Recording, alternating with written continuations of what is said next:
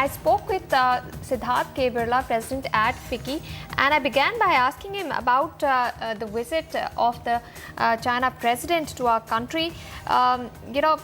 This is a sign that investors have confidence in India, but is it enough? Do we need more reforms?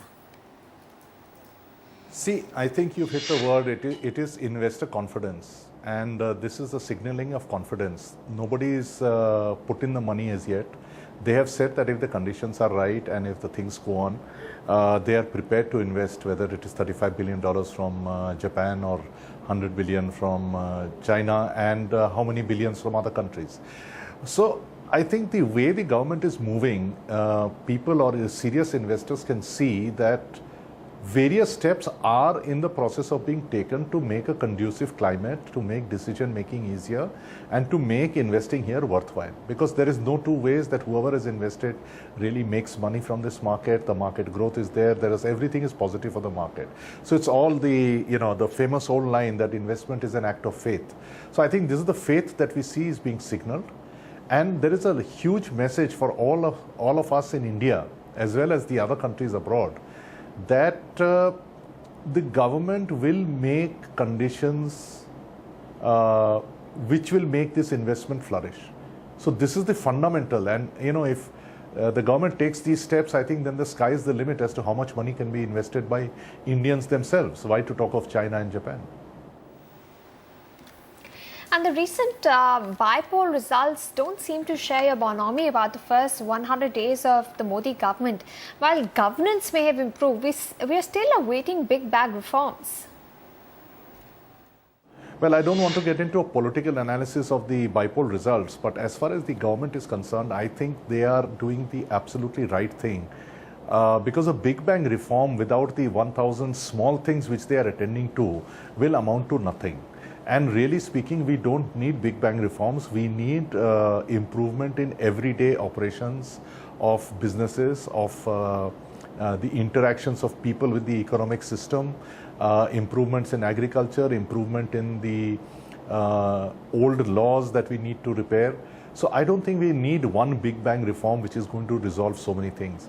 A big bang reform or a big bang announcement for a political purpose is not the thing that India needs. So I think the government is doing absolutely the right thing by sticking to the knitting, going on, and I do not think that the bypoll results in themselves should affect the correct direction that the government has taken.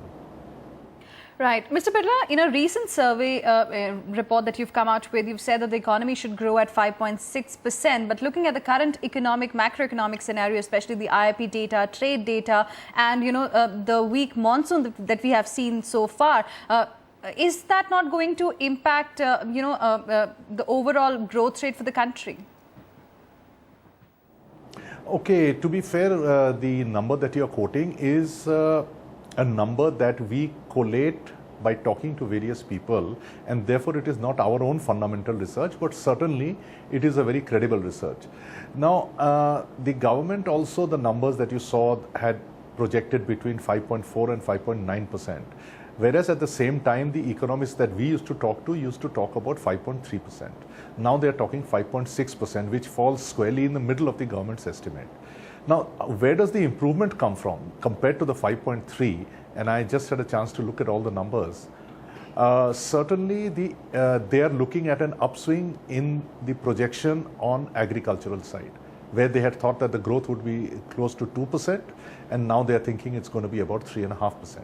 At the same time, partly because of improved consumer confidence and partly because of generally improved marketplace, they are also seeing a jump in the industrial production numbers, and the service sector is more or less growing at what they had thought they would grow. So the difference between the 5.3 and the 5.6 is supported by a better agricultural performance and an industrial performance. This is the way that the economists that we spoke to earlier have now improved their views till today. Now, obviously, one hopes that, despite all the problems that you mentioned and the possibilities, that we would pan out with an even better number towards 5.9, which was the higher limit of what the government had projected. So let us see, we still have another 6 months to go in this year. Right, so another 6 months to go into this particular year, but talking about the last 6 months which have already passed, indirect tax MOP has inched just by 4.6% in April to August period so far, which is far less than the 25% increase that was envisaged in the budget for the full 2014 and 15 fiscal. The government is sticking to the fiscal deficit target. Won't government spending now contract sharply to achieve that? See, I think it was very important for the government to signal a firmness on the 4.1 that they had projected even earlier, which was projected by the earlier government. And therefore, it has signaled a kind of discipline rather than saying that I will shrink this or increase this. Number two, as far as I think the finance ministry works on overall projections and not just a quarterly or what has been the tax collection in the past 5 months. I would imagine that if they have made a revenue target, we should be close to it, and I think that much flexibility would be there on the spending side. So I would not think of it in terms of contraction or serious contraction of expenditure, but I would think of it that will probably bring a little more discipline into the system, and we should still be able to stick to 4.1. And I think the disinvestment targets, by the way, seem to be probably yielding better than what they might have anticipated. So I'm sure that will help.